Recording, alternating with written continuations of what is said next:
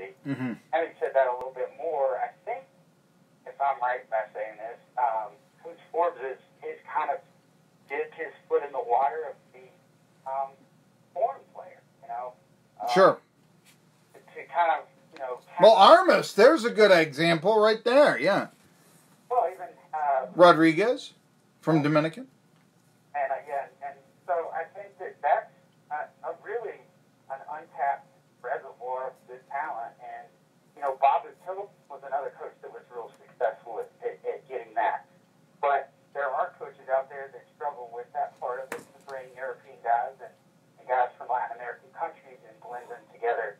So there's some, if you know how to blend players and personalities with the talent they have, like a Forbes and McKillop or a Mac McCarthy, then I think I'm all for it. But if you don't know what you're doing, it's probably not a good idea to sacrifice, you know, what your identity is and what you've known the best as a coach. Well, we're not going to get to some of the football talk that I wanted to here, and I think one of the reasons why is, and you mentioned this, that you're still writing midmajormadness.com college basketball articles. I mean, there are all kinds of college basketball stories. I don't know if it's because there are 353 teams in D1, and so there's always something happening. I mean, Northern Arizona lost their coach. Somehow he's going to Arizona to be part of that dumpster fire or something, you know, but there's always seemingly something going on in college basketball.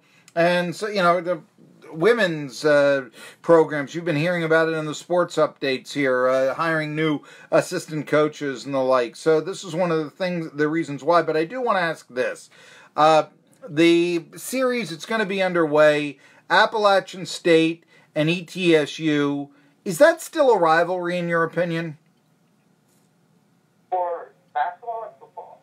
Let's start with hoops. Okay, so hoops. I think that East Tennessee State, there's no question that they're the more successful program.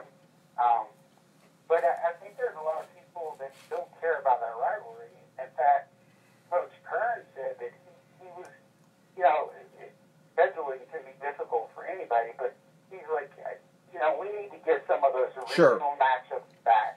Sure. Before we were in the Sun Belt Conference, kind of generate fan interest. And I think he said the ETSU rivalry, and he said this is important to me, and I think he said it's important to Appalachian State. So he said that it's because he's like, fans care about basketball in this region. He's like, granted, we haven't had great attendance and we haven't had great teams the past few years, but he said that's the one way to generate, you know, fan interest. He said it we at least know that ETSU will bring people to Boone.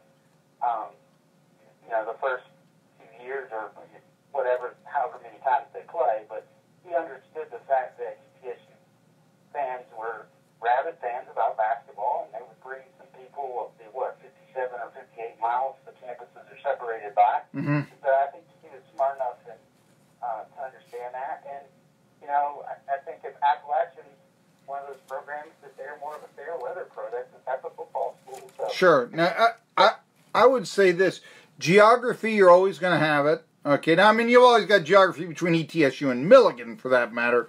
Is that really still a rivalry? I mean, we can discuss that.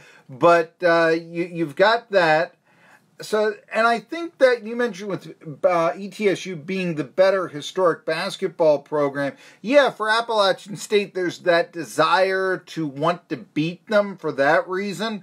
For ETSU, there's the desire to say, hey, we're better off still in the SoCon than you are in the Sun Belt for whatever reason. You know, I mean, there's that sort of SoCon Sun Belt rivalry. So in hoops, I'll say yes. Football, though, what about that? I mean, I got to think that the Appalachian State people, and you're a grad, have thought that a long time ago, I mean a long time ago, they went in the left lane and they passed ETSU by on the gridiron. What are your thoughts? Yeah, except for 1997. And 96, for that matter, but yeah.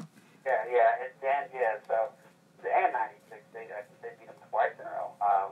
But so, you know, I think that there's a lot more of that feeling of football that you mentioned. There's been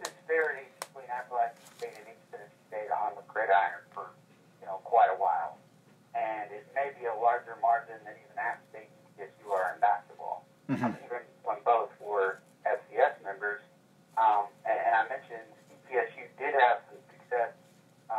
It was sporadic in the series, but it wasn't consistent. And I don't know that App State people ever really considered that a rivalry in the Southern Conference in football because of the disparity. And, there were some close games, but there weren't enough wins in there for ETSU to really be considered an arch rival, like say, a Furman or a Georgia Southern would be, or even a Marshall back in the day. But and that's funny. Another one you could bring up is Western Carolina. Western Carolina fans will tell you that was a rivalry.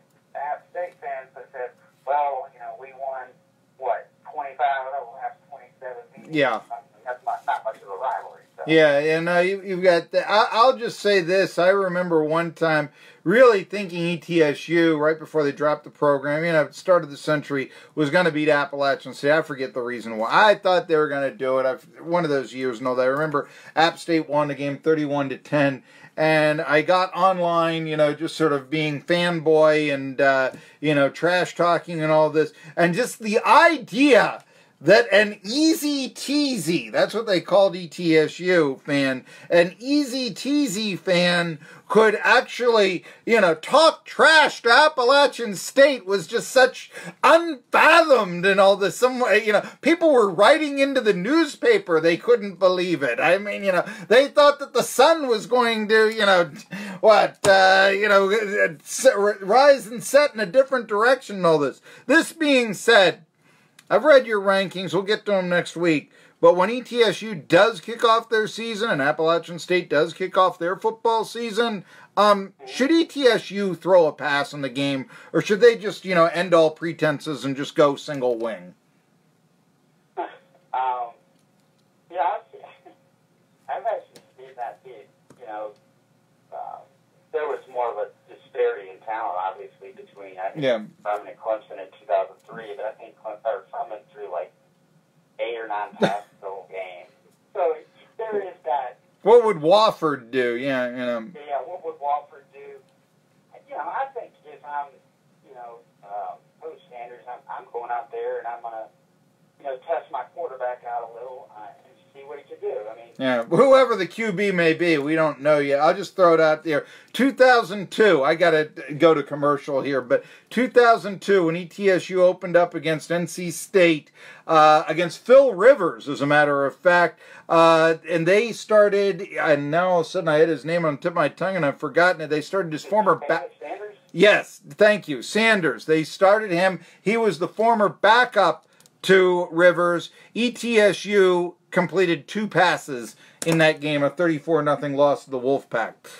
But they had a broadcaster there who did not work out at the time, and he actually said at the end of the broadcast, I think ETSU showed NC State something today. They lost 34-0 and completed 2 passes. Sure thing. Anyway. Yeah,